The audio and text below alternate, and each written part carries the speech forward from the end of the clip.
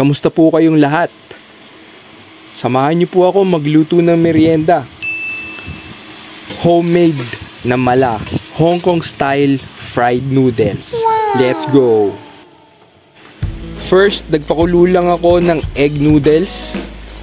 Tapos, finry ko na yung noodles kasama yung toge.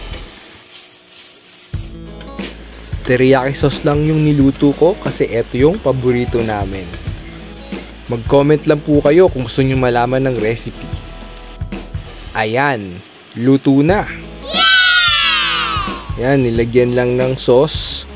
Tapos, pwede mong lagyan to ng kikiam or siomai. Depende sa trip nyo. Yummy!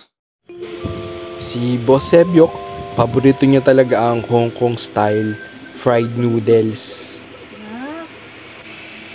Pag nagpupunta kami ng mall, lagi siyang bumibili or nagti-take out. Jumbo pa yung binibili. Tapos mayroon siyang sariling timpla. 4 na scoops ng oyster, 4 na peanut, 4 na toyo, 4 na teriyaki. Tapos 2 chili garlic na scoop.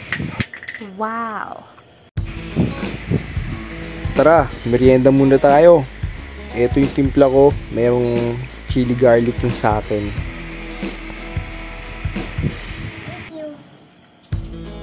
At kakain na si Bebe Squid number 1 and 2.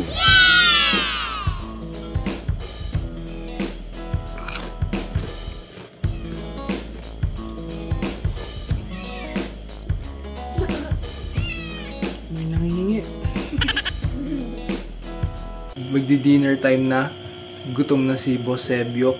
Naisipan kong gayahin yung trending na tofu. Wow! Yung merong breadcrumbs. Tara, luto tayo. Let's go. Mabilis ang luto lang to. Hiniwa ko yung tofu ng cubes into 4. Ayan, tapos ipapat dry mo. Nilagyan ko ng salt, pepper. Tapos yung harina, lagyan din ng salt and pepper. Tapos, ito yung ipapang-coat natin sa tofu. Ayan, tapos gawa tayo ng sauce. Mayonnaise, Reno liver spread.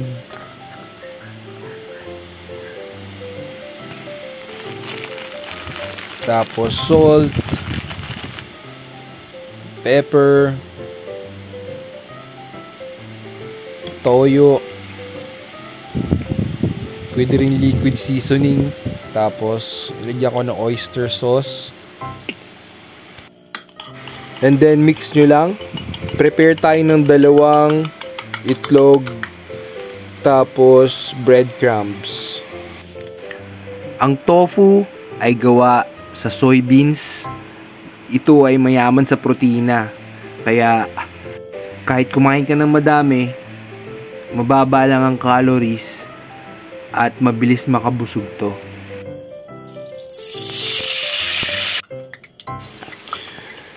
Lutuin lang to sa medium heat kasi madaling masunog yung breadcrumbs. Success naman yung luto ko. Kamukha naman siya nung nagtitrending na tofu. Crunchy, cubes. Goods na yan pag golden brown na. Tara, serve na natin kay Boss Sebyok. Yummy! Ngiti-ngiti. Tuwang-tuwa na naman ito si Bebe Squid number 3. Kain po tayo. Maraming salamat po sa inyo sa pagsuporta ng Lihi Serye Episode 8.